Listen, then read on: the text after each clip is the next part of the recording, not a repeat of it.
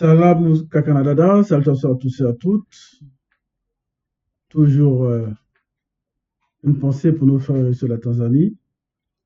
Alors aujourd'hui, pour cette semaine, notre exhortation sera basée dans le livre de John Gissé. John Gissé, qui est son vrai nom, mais dans la Bible classique, l'on appelle Osée, mais son vrai nom, c'est John Gissé. Parce que nous savons que les Bibles classiques ont été modifiées à partir de la vraie Bible Canatan Ballet.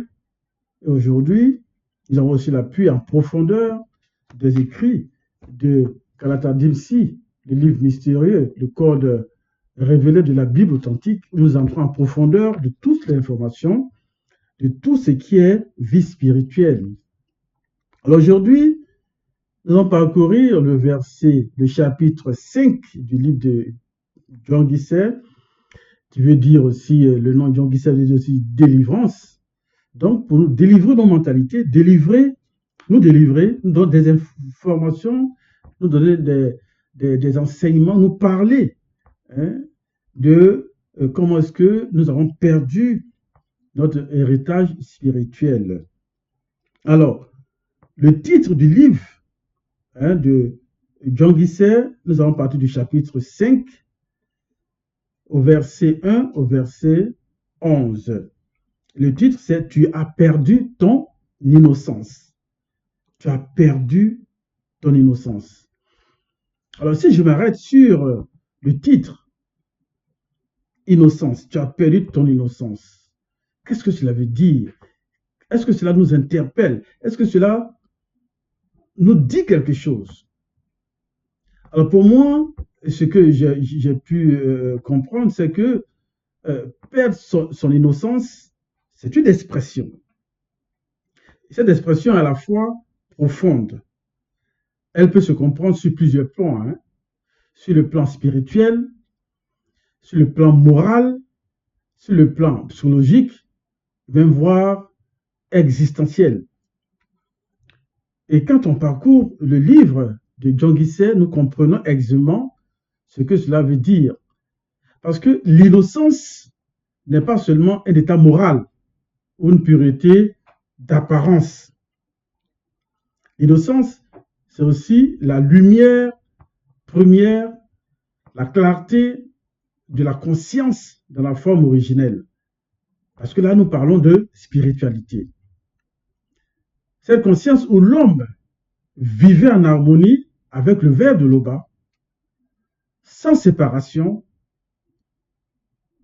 entre esprit et corps, et sans aussi, surtout, séparation avec le grand ordre des choses.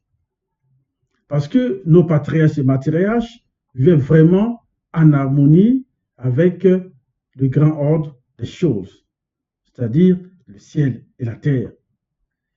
Et le grand ordre des choses, ce n'est pas le ciel et la terre, mais cette conscience dont la vie de nos patriarches et matriarches était vraiment en connexion avec le grand ordre des choses. Et c'est une innocence qui leur a vraiment fait grandir. Et cette innocence faisait de l'homme un canal de vérité. C'est ce que moi j'ai pu constater quand je lisais les rouleaux. Parce que le cœur de l'homme ne trahissait pas sa parole. Et c'est ce que nous avons remarqué. Et quand nous lisons en profondeur dans la Bible authentique. Parce que le regard de l'homme ne mentait pas à son âme, il marchait surtout dans la crainte du respect qui est dû à l'Oba. L'Oba, vrai créateur, véritable. Mais lorsque l'homme a voulu comprendre sans écouter, posséder sans aimer, l'homme s'est détaché de la source naturelle. Et l'innocence s'est alors effacée, remplacée par la ruse, la peur et la recherche du pouvoir. Par ce titre, tu as perdu ton innocence, et perdre son innocence, c'est oublier la voix intérieure. C'est aussi confondre la vérité avec l'opinion, la foi avec la croyance, la sagesse avec l'intelligence de l'homme. C'est vivre dans le bruit de ce monde où nous vivons actuellement, si je peux prendre cet exemple, sans plus entendre la douce voix, l'orientation de notre existence par le Verbe. Et c'est là que se trouve aujourd'hui le peuple noir. Ce peuple noir qui était jadis porteur de la lumière originelle. Je peux aussi dire dépositaire des mystères de la création. Ce peuple noir s'est égaré dans les illusions du monde qu'on peut appeler monde moderne. Le peuple noir a troqué sa dignité spirituelle contre une gloire éphémère. Nous constatons aussi que le peuple noir a oublié la loi du Verbe. Et à cela, la protection divine s'est retirée de lui. Et les écrits de John Guisset, que l'on appelle Osée, n'est pas un verdict de condamnation, mais elle est un rappel à la restauration, à la reconnexion, à la renaissance spirituelle. Car celui qui retrouve son innocence retrouve la manifestation de la lumière de l'Oba. En lui seul, créateur, vrai et véritable. Donc, frères et sœurs, vous qui m'écoutez, vous qui nous écoutez toujours, nous nous faisons faire des exhortations pour nous aider à reprendre avec conscience, à rechercher la vérité. Et cette vérité qui nous a toujours été cachée. Regardons un peu autour de nous et observons ce que nous sommes devenus aujourd'hui. Nous vivons dans un monde où tout semble avancer, mais où l'homme, lui, recule spirituellement, bloqué spirituellement. Le peuple noir, autrefois, comme j'ai toujours dit, bien comme j'ai dit tantôt, gardien des mystères, porteur de la sagesse des origines, s'est égaré dans les chemins de ce monde. Le peuple noir a perdu son innocence. Et c'est ce que le titre nous dit. Tu as perdu ton innocence. Le peuple noir a perdu son innocence. Le peuple noir a quitté la source pour suivre des ombres. Et la lumière du Verbe s'est peu à peu éteinte dans la conscience du peuple noir. Nous avons tous remplacé la pureté par la ruse, nous, peuple noir. La foi par la peur, la vérité par le compromis. Nous avons tous transformé la prière, cette prière consciente qu'autrefois nos patriarches et matriarches faisaient. Aujourd'hui, nous avons transformé cette prière en rituel vide, je peux le dire. Le culte en spectacle et la spiritualité en commerce. Nous avons oublié que sans le Verbe de l'Oba, il n'y a ni puissance, ni révélation, ni salut. C'est pourquoi tant de nos prières n'aboutissent pas. Tant de nos efforts sont sans fruit. Tant de communautés vivent dans la confusion totale. Nous cherchons toujours de l'aide. Nous prions, croyant que nous prions en recherchant de l'aide. Mais nous ne savons plus où est la source véritable. Alors, le livre de John Guisser, que l'on appelait Osée, nous interpelle aujourd'hui comme un miroir.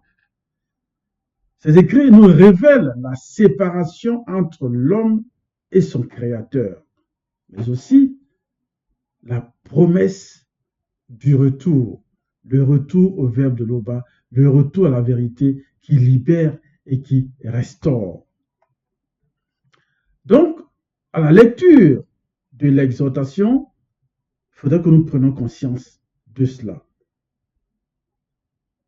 Donc, le chapitre 5, partant du verset 1, le verset 1, il est écrit « Quand tu étais jeune, avant de perdre ton innocence, Mouta te dit, t'aimait. L'entité t'aimait. » Je reprends encore.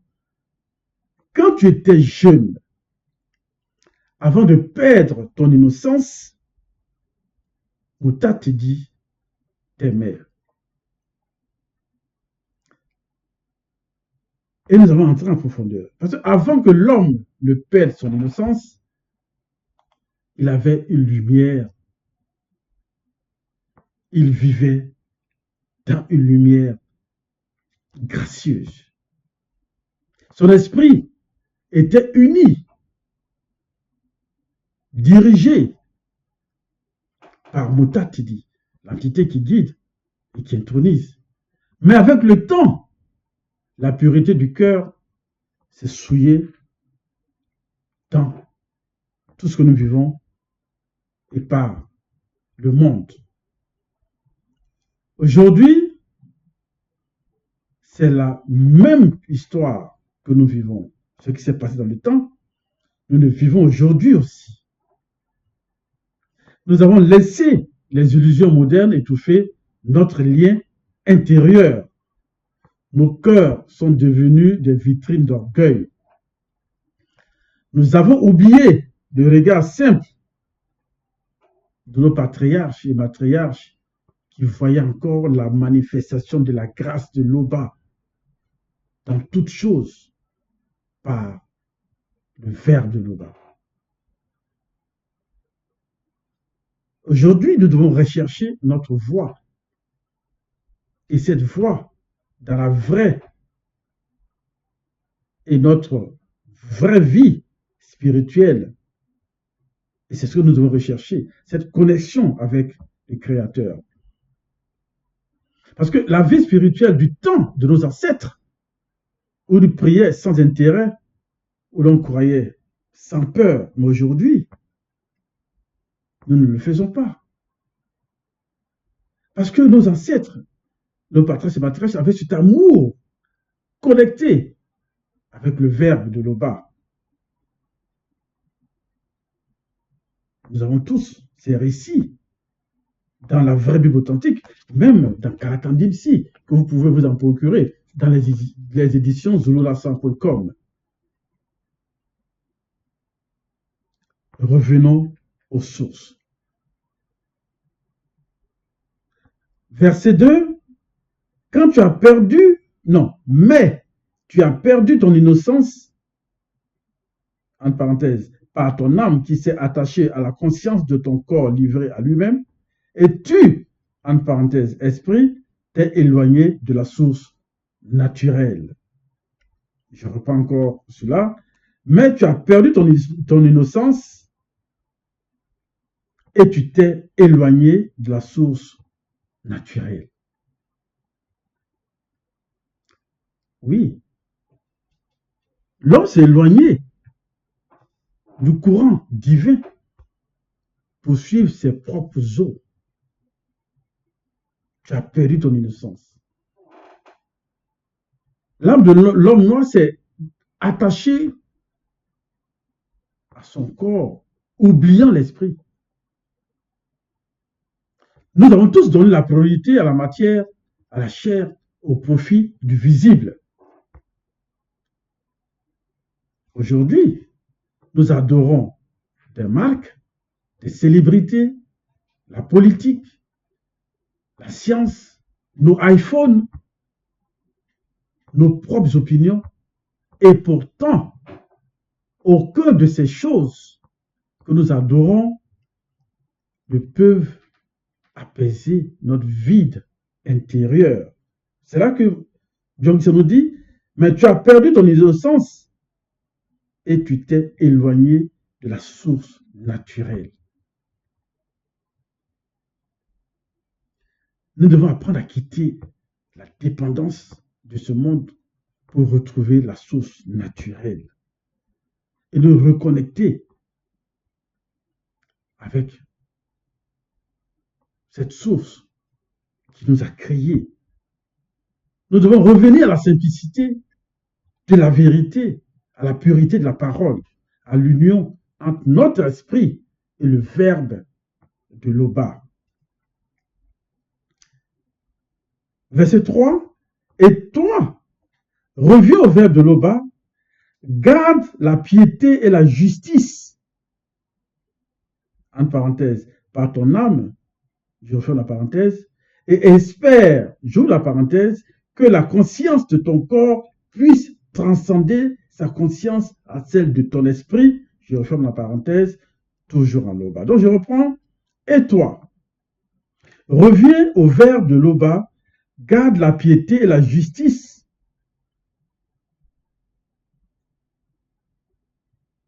Et espère toujours en l'Oba. C'est un appel clair que John Guisser, posé, nous lance aujourd'hui. Il dit, reviens au verbe. Reviens au verbe de l'Oba. Reviens à la lumière intérieure. Reviens à la vérité. Ce retour ne se fait pas par des mots quand nous lisons, mais par la transformation du cœur. Dans notre vie actuelle, dans notre monde actuel, beaucoup prient, mais sans le verbe, sans la guidance du verbe, sans l'orientation du verbe de l'Oba. Beaucoup prient, mais ils prononcent des paroles sans fondement spirituel, des prières, je peux dire, mécaniques, mais pas des prières conscientes. Et quand les réponses tardent, le doute s'installe. Mais celui qui prie avec l'orientation du verbe, une prière consciente, ne doute pas. Car le verbe lui-même donne déjà la réponse avant même de demander, avant même d'ouvrir la bouche et de prier. Nous devons prendre conscience de cela. Au verset 4, il est écrit, maintenant, ils continuent à prêcher.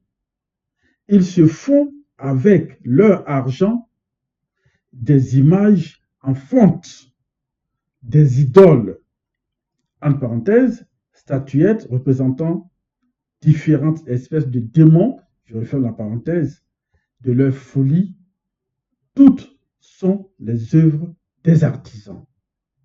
Je reprends encore cela.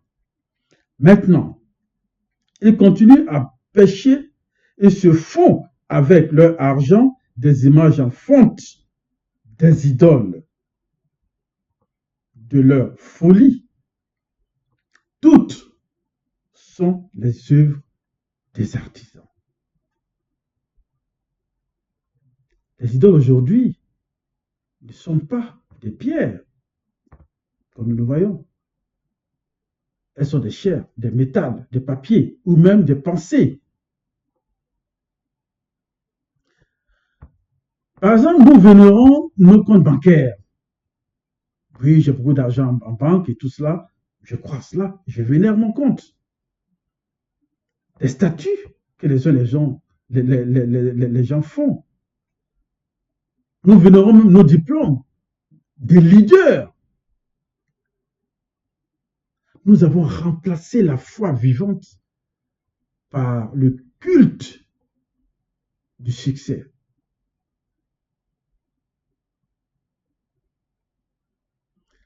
Nous devons savoir que ce que nous ne pouvons pas perdre sans douleur, ce sont nos idoles. Les brises. Mais ça peut dire aussi que ces idoles brisent ces chaînes. Nous devons revenir au verbe. Mais revenir au verbe de l'Oba ne change pas. Ça a toujours été pareil. C'est ce que nos ancêtres ont toujours vécu. Ils étaient vraiment en harmonie avec le verbe de l'Oba. Et eux n'ont pas perdu leur innocence. Verset 5. C'est pourquoi ils seront comme la nuée du matin, comme la rosée qui bientôt se dissipe, comme la balle emportée par le vent, comme la fumée qui sort d'une fenêtre. C'est très clair. Tout ce qui n'est pas fondé sur la vérité s'évanouit et s'évanouira toujours.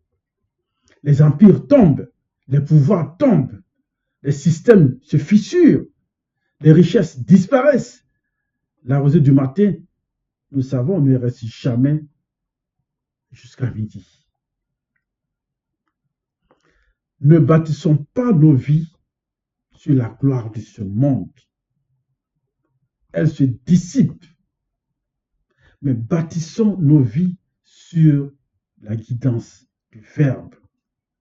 Car cela demeure, ça soutient, le Verbe nous soutient, le Verbe délivre, le Verbe demeure toujours.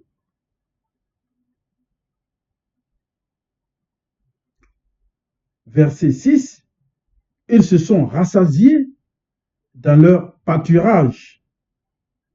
Ils se sont rassasiés et la conscience de leur cœur s'est enflée. C'est pourquoi ils ont oublié la loi du verbe de l'Oba. Ils ont oublié la loi du verbe de l'Oba.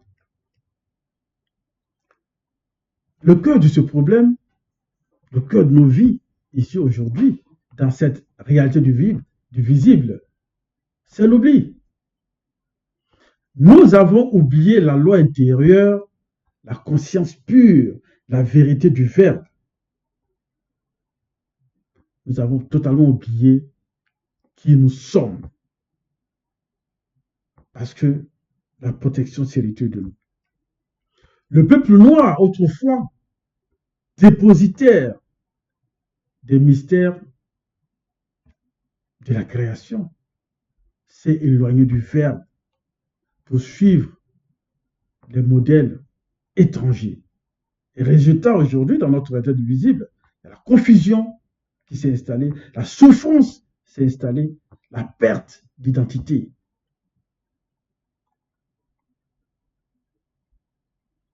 Revenons à notre mémoire spirituelle.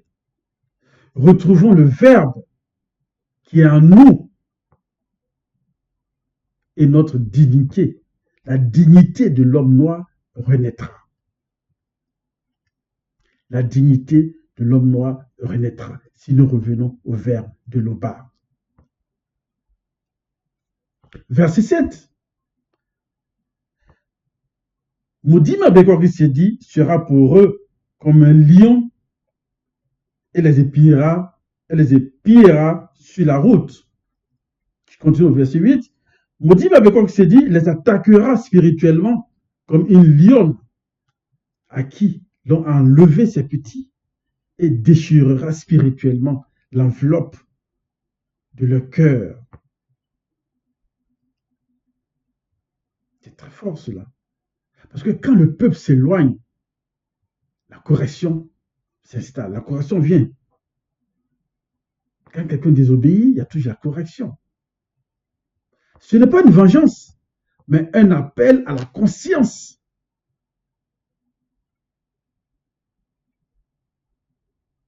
Le rugissement du lion spirituel, de notre moi intérieur, se réveillera. Et cela, ce rugissement réveillera tout ce qui en nous s'est endormi. Aujourd'hui, dans cette réalité, dans ce monde, il y a les crises, il y a des pandémies, il y a les désordres, les guerres. Tout cela dont nous parler, ce sont des avertissements. La nature elle-même nous enseigne, nous rappelle des choses. La nature même gémit pour rappeler à l'homme que l'homme s'est égaré. Ne fuyons pas la correction du verbe de Loba. Si le verbe de Loba nous donne des corrections aujourd'hui, nous devons revenir, nous devons recevoir cela comme une preuve d'amour pour nous ramener à la lumière. Cela, nous devons le comprendre. Le verset 9, ce qui cause ta ruine non initiée, c'est que tu as été contre le verbe de Loba, contre celui qui pouvait te secourir. Je continue au verset 10. Où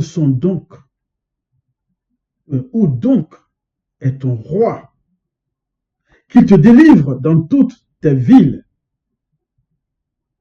Où sont tes juges au sujet desquels tu disais, donne-moi un roi et des princes? Ce qui cause nos ruines,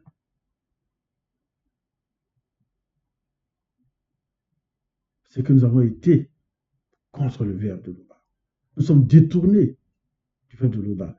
Nous avons placé notre confiance dans des hommes, je peux dire même des gouvernements, dans des rois, des présidents, dans des systèmes économiques, dans des institutions, je peux même dire religieuses, dans des guides, dans des leaders, etc. Mais où, à la fin, est notre délivrance promise? Nulle part. Car ces royaumes, ces leaders, tout ce qu'il y a, sont que par des hommes. Mais le roi véritable siège dans nos esprits.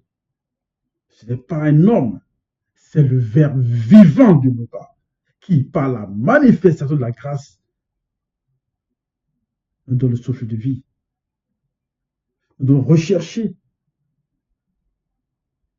la connexion avec le Verbe de Loba. Et nous retrouverons cette paix, cette joie de vivre. Le verset 11 est le dernier. Le non-initié sera puni par Maudit Mabekok-Sedi parce qu'il s'est révolté contre le Verbe de Loba. Et oui, le non-initié sera puni parce qu'il s'est révolté contre le Verbe de Loba. Parce que la révolte contre le Verbe, c'est le refus de reconnaître la vérité, le refus de la vérité, le refus d'accepter la vérité. Et ce refus engendre aujourd'hui la confusion, la peur, les ténèbres. Mais celui qui se soumet au Verbe retrouve la lumière, car le Verbe de Loba est la voie, la vérité et la vie. Alors, frères et sœurs, vous qui m'écoutez, vous qui avez écouté cette exhortation, ce test du livre de John Guisset, qui veut dire délivrance, nous devons comprendre que nous vivons un temps de révélation et de choix. Les signes sont clairs. Le monde chancelle parce qu'il s'est éloigné du Verbe de Loba. Le peuple noir souffre parce qu'il a oublié son alliance spirituelle. Nous avons cherché la délivrance dans des choses, dans des hommes, dans des systèmes, alors que la délivrance est réelle se trouve dans le Verbe de Loba. Le retour à la vérité, c'est le retour au Verbe de Loba. Et que je répète toujours, le retour au Verbe, c'est de retourner, c'est de retrouver notre source spirituelle, notre source naturelle. Et le retour à la source naturelle, c'est la restauration de notre innocence. Alors que chacun de nous entend aujourd'hui cet appel de John Guisset. Revenons à la source. Revenons à notre essence. Revenons à la lumière.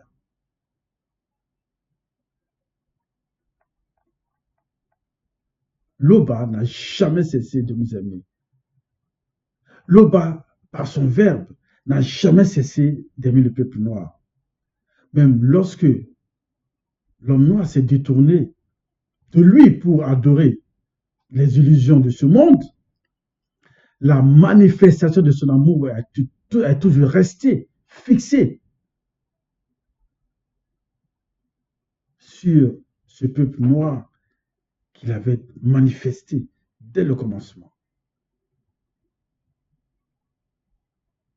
Son verbe ne nous a jamais abandonnés. Son verbe nous attend toujours.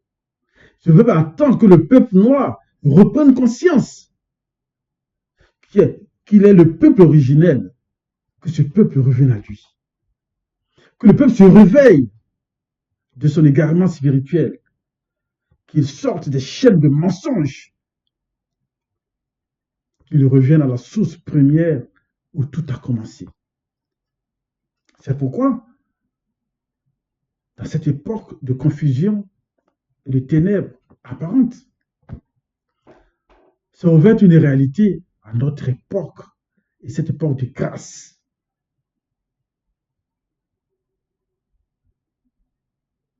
Il s'agit, à travers la présence parmi nous du deuxième né de toute la création, je la sens, qui s'est manifesté dans le visible pour nous rappeler, pour rappeler à l'homme noir son origine divine. Par ses enseignements, je la sens nous dévoile des mystères cachés depuis des âges. Il essaie de rétablir la conscience et que notre conscience se ravive avec la flamme que nous avons tous presque perdue. À travers lui, le verbe de l'Oba nous parle encore, comme au temps des prophètes, au temps des patriarches. Il appelle son peuple, particulièrement le peuple noir, gardien des lois premières et porteur du sceau ancestral, à se souvenir de son alliance, à se purifier de toute idolâtrie et à revenir à la vérité. Car le temps n'est plus à la distraction, frères et sœurs, mais au réveil spirituel.